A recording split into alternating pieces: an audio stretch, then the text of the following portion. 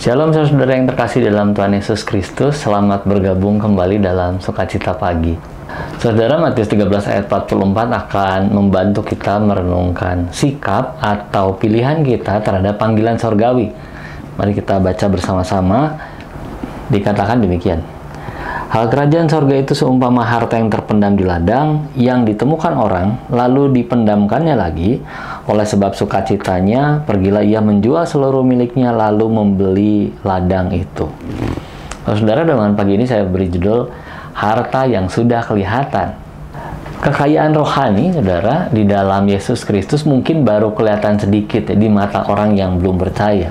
Karena orang hanya melihat sekilas harta itu, seperti yang tadi dibilang, tidak semuanya kelihatan karena terpendam, tetapi dia tahu bahwa di dalamnya ada, atau dia yakin di bawahnya ada yang lebih besar. Banyak juga orang merasa bahwa sudah melihat semuanya, jadi merasa, oh sudah cukup, saya tidak mau masuk mengambil lebih dalam. Bahkan ada orang yang merasa sudah tahu luasnya harta terpendam di bawah tanah itu. Masalahnya, saudara, tidak jarang orang menggali di tempat yang salah dan sudah memutuskan hasilnya, padahal dia belum sampai ke tempat yang benar.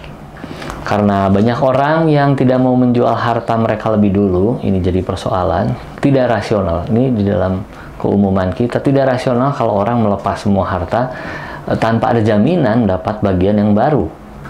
Perumpamaan tadi berkata bahwa ladangnya dijual dulu untuk membeli yang baru, kan? Semua hartanya dijual dulu untuk membeli yang baru. Tidak semua orang bisa melepaskan itu. Banyak orang masih meminta tanda bahwa Yesus Kristus adalah satu-satunya jalan menuju Allah Bapa, padahal Kristus sudah menjelaskannya melalui keseluruhan Alkitab dari Kejadian sampai Wahyu. Ingat bahwa Alkitab tidak saling bertentangan satu dengan yang lain, dan bahwa Alkitab menjelaskan dirinya sendiri. Buku penjelasan yang lain-lain itu hanya menambah pemahaman, bukan menjadi kebenaran. Dengan kata lain, saudara, perumpamaan Tuhan Yesus mengajarkan kita pada pilihan yang harus diambil. Tidak semua hal diberikan begitu saja oleh Allah karena Dia ingin manusia merespon lebih dulu panggilan keselamatan yang Kristus sampaikan. Dengan kata lain, saudara, orang yang mau melihat kerajaan Allah di kehidupan berikutnya harus menyerahkan hidupnya ke dalam tangan Yesus Kristus, baru dia bisa melihat gambaran rencana Allah yang lebih luas dalam Alkitab.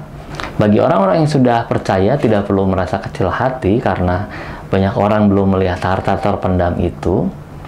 Tetaplah mendoakan mereka supaya Allah meyakinkan mereka untuk melepaskan apa yang sekarang mereka miliki. Mari kita berdoa, saudara. Kami sungguh bersyukur Bapa di surga, Engkau kembali mengingatkan kami melalui perumpamaan Tuhan Yesus, dan kami mau meyakini diri kami sudah mendapat harta terpendam itu, dan kami mau terus mendoakan orang-orang yang belum mendapatkannya, orang-orang yang kami kenal, orang-orang yang ada di sekitar kami. Kiranya Engkau memberi anugerah-Mu Tuhan, anugerah keselamatan-Mu kepada mereka. Dalam nama Yesus Kristus kami mau berdoa. Amin. Damai sejahtera dari Tuhan Yesus Kristus menyertai.